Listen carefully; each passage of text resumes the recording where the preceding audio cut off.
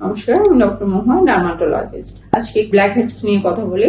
Black heads দেখা যায় যে আমাদের ব্রণ ভালো হয়ে যাওয়ার পরও ব্রণটা আবার ফেরত আসে, মানে ব্ল্যাক হেডস হিসেবে আসে। অনেক পেশেন্টরা বলেন যে ব্রণটা ভালো হয়ে গেছে কিন্তু আমাদের ব্ল্যাক হেডসটা আবার বারবার ব্যাক করছে। আমরা দেখি এর পিছনে কারণগুলো কি কি। দেখা যায় যে আমরা খুব বেশি মুখ ধুতে থাকি, যাদের হচ্ছে খুব বেশি অয়েলি স্কিন, তারা অয়েলটা সরানোর জন্য বারবারই আমরা মুখ ধুই, এবং মুখ ধোয়ার সময় আমরা নর্মালি মুখ না ধুয়ে আমরা দেখা যায় যে ধরনের হার্শ কিছু ক্লিনজার ব্যবহার করি, ডাবল ক্লিনজিং করছি, সকালেও ডাবল ক্লিনজিং করছি, রাতেও ডাবল ক্লিনজিং করছি। এই কারণে স্কিনটা অনেক বেশি হার্শ হয়ে যাচ্ছে। তখন স্কিন কি করে, তার যে প্রোটেক্টিভ ব্যারিয়ারটা আছে ওইটা মেনটেন করার জন্য সে অয়েল প্রোডাকশনটা আরো বাড়িয়ে দিচ্ছে। তখন আমাদের পোর্স গুলো ওপেন থাকে, ওখানে ক্লকটা হয়ে যাচ্ছে, এবং এই যে অয়েলটা বেশি সিক্রেশন হচ্ছে সেবামটা, সেটার মাধ্যমে কিন্তু আমাদের ব্ল্যাক হেডস গুলো পাচ্ছে। তারপর দেখা যায় যে অনেকে বিভিন্ন ধরনের মেকআপ প্রোডাক্ট গুলো ব্যবহার করেন, ব্রণ ব্যবহার করা শুরু করেছেন, এবং সেগুলো হচ্ছে এই পোর্স গুলোতে জমে জমে বিভিন্ন ধরনের ক্লক হচ্ছে। আবার ঠিক সেম কারণে আবার ব্ল্যাক হেডস এর সমস্যাটা দেখা যাচ্ছে। আবার অনেক সময় দেখা যায় যে আমরা বিভিন্ন ধরনের যে প্রোডাক্ট গুলো ব্যবহার করি, মানে অতিরিক্ত স্যালিসাইলিক অ্যাসিড কারো কাছ থেকে শুনলাম, ওদের থেকে শুনে, অথবা গ্লাইকোলিক অ্যাসিড, এই প্রোডাক্ট গুলো আমরা বেশি ব্যবহার করি, এগুলোও কিন্তু আপনার ব্ল্যাক হেডস হওয়ার একটা কারণ। তারপর দেখা যায় আমাদের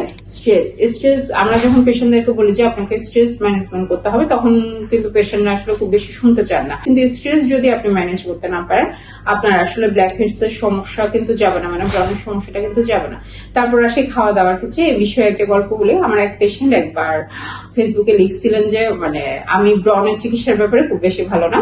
এর কারণ হিসেবে উনি কারণ দেখিয়েছেন যে মানে আমি ওনাকে পানি খেতে বলছি, খাবার দাবার ঠিক করতে বলছি। এখন এটা উনি খুব ভালোভাবে লিখেছেন, মানে উনি তো আমাকে কোনো ট্রিটমেন্টই দেয়নি, মানে আমি তাকে লাইফস্টাইল মডিফিকেশন করতে বলেছি, এই জন্য আমি ভালো না। এখন আমাদের বেশিরভাগ পেশেন্টদের ধারণা, যখন ডার্মাটোলজিস্টের কাছে আসবেন তাকে আমরা অসংখ্য সেরাম লিখে দিব, যেটা আমরা সেলিব্রিটিদের দেখি, ওনারা এটা প্রমোশন করেন, ওটা প্রমোশন করেন, এগুলো দিলেই ওনারা ভালো হয়ে যাবে। কিন্তু এখানে যে একটা লাইফস্টাইল কারেকশনের একটা ব্যাপার থাকে ব্রণের ক্ষেত্রে, ব্ল্যাক হেডস এর ক্ষেত্রে, এটা কিন্তু আমাদের পেশেন্টরা মনে রাখতে চান না। দ্বিতীয়ত আসি, অনেকে দেখা যায় জেনেটিক ভাবে যাদের বাবা মায়ের ব্রণের সমস্যা থাকে, তাদের ক্ষেত্রেও কিন্তু আপনার ব্ল্যাক হেডস এর সমস্যাটা একটু বেড়ে যেতে পারে, কারণ জেনেটিক কিন্তু আপনি চেঞ্জ করতে পারবেন না। তারপর যাদের অল্প বয়স থেকে, যেমন পিউবার্টির পর থেকে যাদের ব্রণ হচ্ছে, তাদের ক্ষেত্রেও কিন্তু ব্রণের সমস্যাটা আরো অনেক বেশি সময় ধরে থাকতে পারে। তারপর আছে বিভিন্ন ধরনের হরমোনাল ইমব্যালেন্স। ধরেন আপনি কোনো ধরনের স্ট্রেসে আছেন, অথবা বিভিন্ন ধরনের হরমোনাল ইমব্যালেন্সে আছেন, তখনও কিন্তু আপনার স্ট্রেসের সমস্যাটা বাড়তে পারে।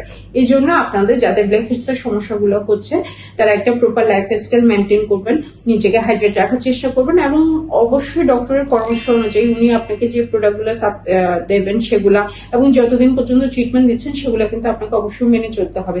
এগুলো করার মাধ্যমেই কিন্তু আমরা ব্ল্যাক হেডস এর সমস্যা থেকে মুক্তি পেতে পারি। ধন্যবাদ সবাই।